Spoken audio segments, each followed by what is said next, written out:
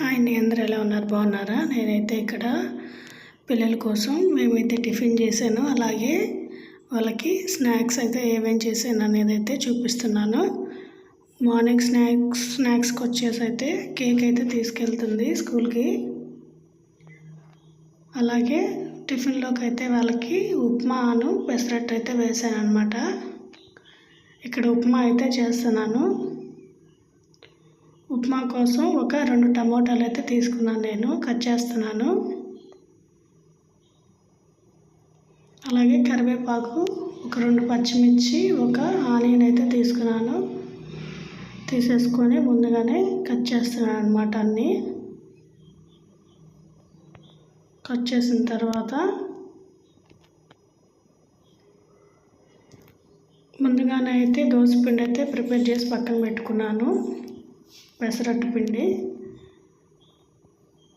ఒక 2 గ్లాసులు అయితే పెసలు అయితే తీసుకున్నాను. అలాగే ఒక 1/2 గ్లాసు బియ్యము, ఒక 1/2 గ్లాసు అయితే మినపప్పు అయితే 3 కలిపి నానబెట్టేసి అయితే పక్కన పెట్టి ఒక 6 గంటలు అయితే నానబెట్టి మిక్సీ అయితే పట్టాను. పెసరట్టు కావాలంటే పెసరట్టు తింటారు, ఉప్మా కావాలంటే ఉప్మా తింటారు అనేసి అయితే చేస్తున్నాను. మేమైతే ఉప్మా పెసరట్టు తింటాము. మా పాప అయితే ఉప్మా తింటుంది. అందుకోసం రెండింటికి కలిసి వస్తాయి కదా అనేసి ఇలా చేస్తున్నాను. ప్యాన్ పెట్టుకున్నాను అనమాట. ప్యాన్లో ఆయిల్ అయితే వేసాను.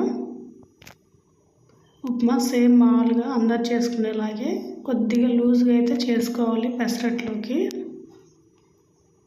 ఆయిల్ వేసేసి పోపు దినుసులు అయితే వేసుకోవాలి. పోపు దినుసులు జీలకర్ర, ఆవాలు, పచ్చిశనగపప్పు, మినపప్పు అయితే వేసేసుకున్నాను అన్నీ కలిపి. అలాగే కరివేపాకు అయితే వేసేసుకొని వేపుకొని ముందుగానే కట్ చేసి పెట్టుకున్నాం కదా మనం ఆనియన్స్, పచ్చిమిర్చి,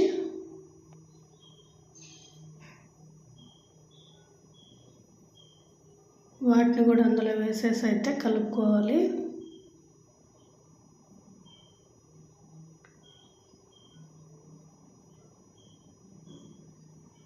పెసరట్టు ఉప్మా కాంబినేషన్ మాత్రం చాలా బాగుంటుంది అనమాట. ఒకసారి ట్రై చేయండి. సపరేట్గా ఇది తింటుంటారు కదా, 2 దోశ మీద వేసుకొని తింటే మాత్రం సూపర్ ఉంటుంది టేస్ట్. అలాగే టమోటాలు కూడా కట్ చేసి పెట్టుకున్నాం కదా, అవి కూడా ఆనియన్స్, పచ్చిమిర్చి పోపు వేసాం కదా అందులోనే వేసేసి కలిపేసుకోవాలి.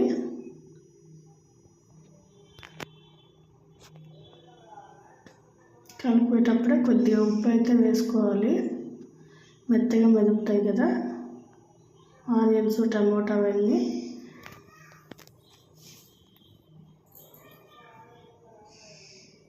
వేసేసుకున్న తర్వాత అల్లం వెల్లుల్లి పేస్ట్ కూడా కొద్దిగా వేసుకోవాలి. టేస్ట్ బాగుంటుంది అన్నమాట ఉప్మాలో. లేదు చిన్నగా కట్ చేసి వేసుకునే పని అయితే అల్లాన్ని అయితే చిన్నగా అయితే కట్ చేసి వేసుకోండి. పోపులోనే వేసేసుకొని కలుపుకొని వాటర్ అయితే పోసుకున్నాను. నేను 1 గ్లాసు రవ్వ అయితే తీసుకున్నాను. అలాగే 1 గ్లాస్కి 2.5 గ్లాసు వాటర్ అయితే తీసుకున్నాను అనమాట. కొద్దిగా లూజ్గా ఉండాలి కదా అనేసి. అలాగే రవ్వనైతే వేసేసుకొని కలుపుకుంటున్నాను.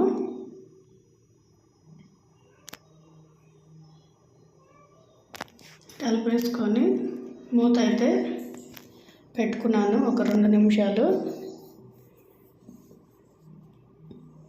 మీదకి చెందకుండా ఉంటాయి అన్నమాట మూత పెట్టుకుంటే.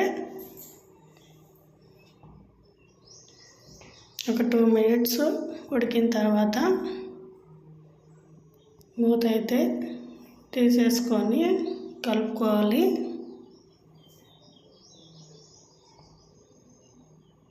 అంతే, ఎక్కువసేపు ఉడకాల్సిన అవసరం లేదు. రవ్వ కొద్దిగా ఉడికితే సరిపోతుంది. ఆ వేడికి మగ్గిపోయిద్ది అనమాట.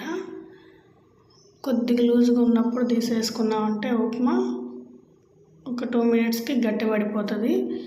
మనం ఇంకా గట్టిగా అవ్వాలని చేస్తూ ఉన్నామంటే కలుపుతూ ఉంటే ఇంకా గట్టిగా అయిపోద్ది రాయిలాగా. అంతగా బాగోదన్నమాట. ఆ విధంగా ఉండలు కట్టకుండా అయితే కలుపుకోవాలి.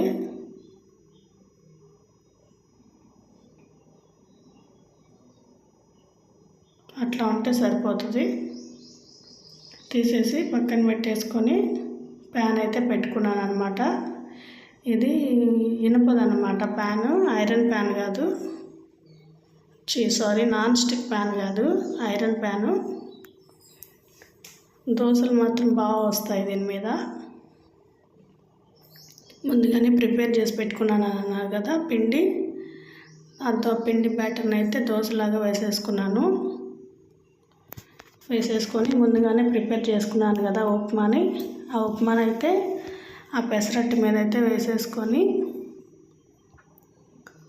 కొద్దిగా నెయ్యి అయితే యాడ్ చేసుకోవాలి. నెయ్యి వేస్తేనే బాగుంటుంది అన్నమాట టేస్ట్, నూనె వేస్తే అంతగా బాగోదు. ఆ ఉప్మా మీద నెయ్యి అయితే వేసేసి ఉప్మానైతే స్ప్రెడ్ చేసుకోవాలి. దోశ అంతటికి స్ప్రెడ్ చేసేసుకొని కాసేపు కాల్చామంటే వేడి వేడి పెసరట్టు అయితే ఉప్మా పెసరట్టు రెడీ అయిపోతుంది. కాంబినేషన్లో కొబ్బరి చట్నీ అయితే చేసుకోవచ్చు, లేదా పల్లీల చట్నీ చేసుకోవచ్చు. నేనైతే ఇక్కడ రెండు కలిపి అయితే చేశానన్నమాట. కొద్దిగా పల్లీలు, పుట్నాలు, అలాగే కొద్దిగా కొబ్బరి, ఎండుమిర్చి, ఒక 2 పచ్చిమిర్చి అయితే వేసేసి జీలకర్ర, వెల్లుల్లి రెబ్బ, ఉప్పు వేసేసి అయితే మిక్సీ చేసి పెట్టుకున్నాను చట్నీ. అలాగే చట్నీకి అయితే పోపు అయితే వేసేసుకున్నాను. ఇక్కడ దోశ అయితే కాలుతుంది చూసారు కదా, కొద్దిగా బాగా కాలిన తర్వాత అయితే తీసేసుకుంటే సరిపోతుంది. ఉప్మా వేసాం కదా, కొద్దిగా కాలాలి, లేకపోతే అడుగునంతా బాగోదన్నమాట, పిండి పిండిగా ఉంటుంది. తీసేసుకుంటున్నాను. చూసారు కదా దోశ అయితే ఎంత బాగా వచ్చిందో. చట్నీ ముందుగానే చేసేసి పక్కన పెట్టుకున్నాను. పెసరట్టు ఉప్మా రెడీ అయిపోయింది. పిల్లలకైతే ఉప్మా అయితే పెట్టాను. అలాగే మేము ఉప్మా పెసరట్టు చేసుకున్నాను. ఇక్కడైతే నేను కొబ్బరి లడ్డు కోసం 3 కొబ్బరి చిప్పలు అయితే తీసుకున్నాను. 3 కొబ్బరి చిప్పలకైతే నేను ఒక 200 గ్రాములు అయితే బెల్లం తీసుకున్నాను.